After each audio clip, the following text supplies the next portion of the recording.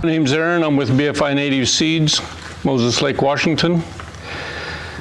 Today's conversation will be about calibrating a Truax drill for an on-site project. The first things we do when we get a contract is we'll do a site visit to make sure we are able to get our equipment on site, and we'll do an evaluation of the material on the ground. Is it post-fire, pre-fire? Has it had any weed control? And based on that, our restoration ecologist will develop a seed mix that is appropriate for the site based on the native plants that were historically there. Once the site visit is done and we've agreed to do the contract and we have a seed recipe for that specific site, then we will decide how we're going to get the equipment there. This is a trailer we've developed because a lot of the roads we have to access the site are less than 15 feet wide. So this trailer has ramps. We've developed a system to fold the tongue in. We fold the tongue out, drop the ramps, hook the tractor to it, and pull it off the trailer.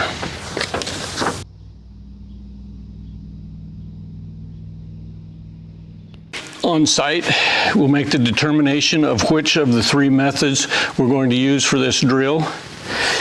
On a perfect site, shortly behind a fire, where you have a firm soil texture, we use what's called a depth band on the disc opener. The depth band controls how deep the seed is planted in the dirt. As you go forward with the machine, the disc opener creates a furrow in the ground, only to the depth of the depth band. We try and keep the native grass seed at a 1/4 inch or a little less.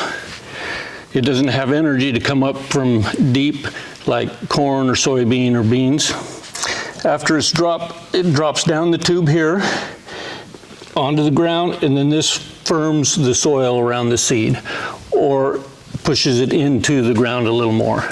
One of the obstacles we encounter on job sites in the shrub steppes, rocks and sagebrush.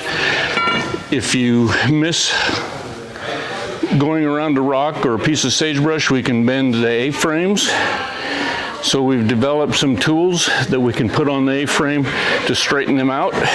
It fits over the mounting assembly, and then you use a crowbar to twist it to the left or the right to re-straighten it.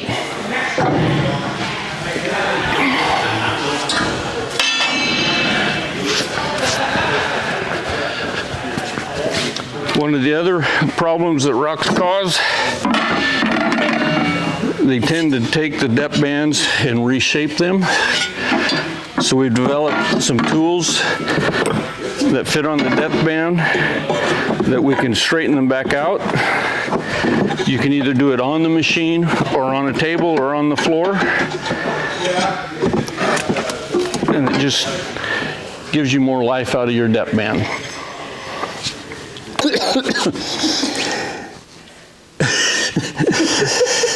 Okay, where were we? Not all the planting sites are the same. Sometimes we'll get on a site that's fairly trashy, and we'll take the depth bands off just using the openers. The openers will cut a slot in the ground, and then the drag chains will disturb the soil enough to cover the seed. Some sites are really hard textured. So what we'll do is we took the depth bands off, so you can just see we just have the openers. It cuts a slot in the ground. We've disconnected the drop tubes here, so as you're going across the ground, they flop, giving you a multiple variety of seed to soil contact. Some of the seed drops out beside the opener and gets covered with a little dirt. Some goes in the track and gets pressed in. Okay, after we've moved the equipment to the site, then comes kind of the challenging part, is calibrating the drill to achieve the correct grams per acre. Each different seed mix flows a little different through the machinery. A single species mix flows pretty uniformly.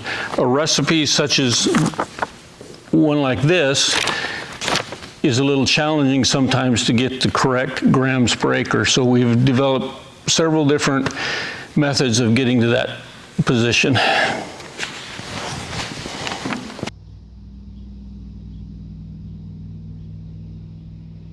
So at the start of the calibration process, we fill one of the hoppers about halfway full of seed. Yep, that'll work. So before we put the seed in, to avoid any cross-contamination from project sites, we vacuum the entire machine out, make sure it's clean, we shake the drops, make sure there isn't any seed stuck in the rubber hoses. The second part of the process is removing one of the drop hoses.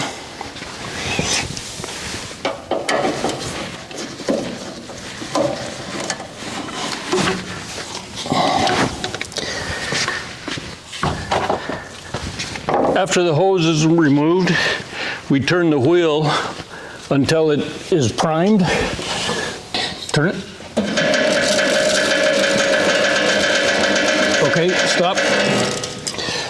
Okay, after we make sure the seed is primed, then we're going to turn the wheel 24 1/4 turns.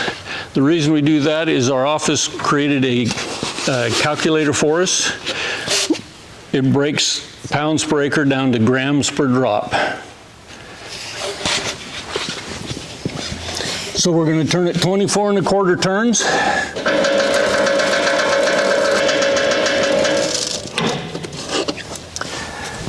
After the revolutions are completed, we put an empty container on the scale, we zero it out.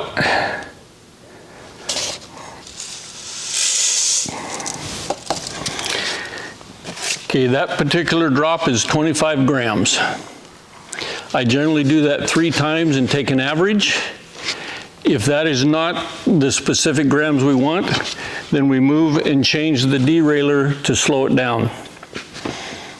5 grams is pretty high for what we're targeting, 20 grams on this particular one. So I'm going to slow the drive down one setting. This is pretty much like a bicycle derailleur. It has a different size drivers and different size driven sprockets. Let me get this right here.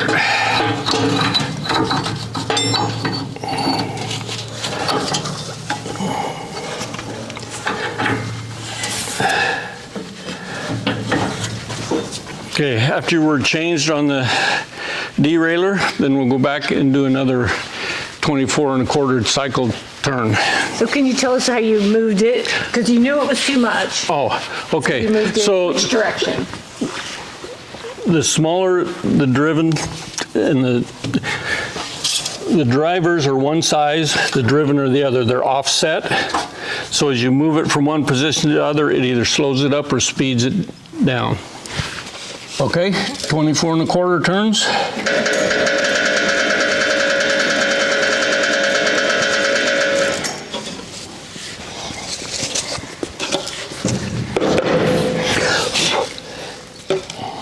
We zero out the scale again.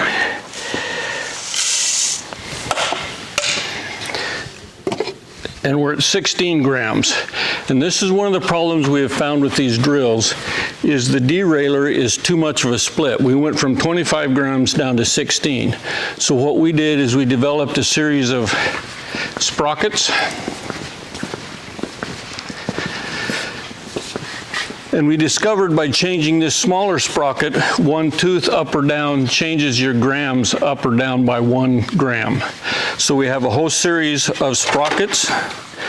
So if we wanted 20 grams, we would get the sprocket that is 4 teeth bigger than this one, and we'd come out really close to 20 grams. So with the Truax drill, just a single drill in a smooth site, you can do 10, maybe 15 acres an hour. In a rocky site, you might be down to 3 or 4.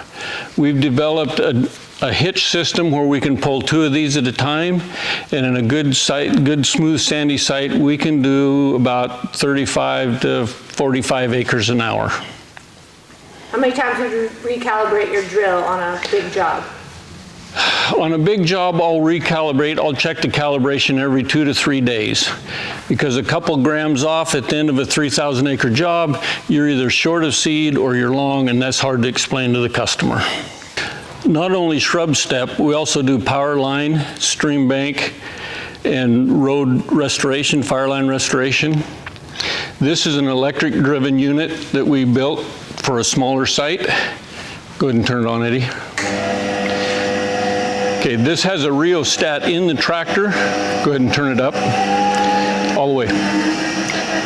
So you can see the rheostat makes the electric motor turn faster, which turns the gears faster. It gives us a real precise setting. The only thing I'd recommend, if you're going to use an electric driven one, that you have an RPM meter on it, because when the box is full, it turns harder, so the motor turns slower. As it gets empty, it turns faster. So you have a real varied rate of seeding.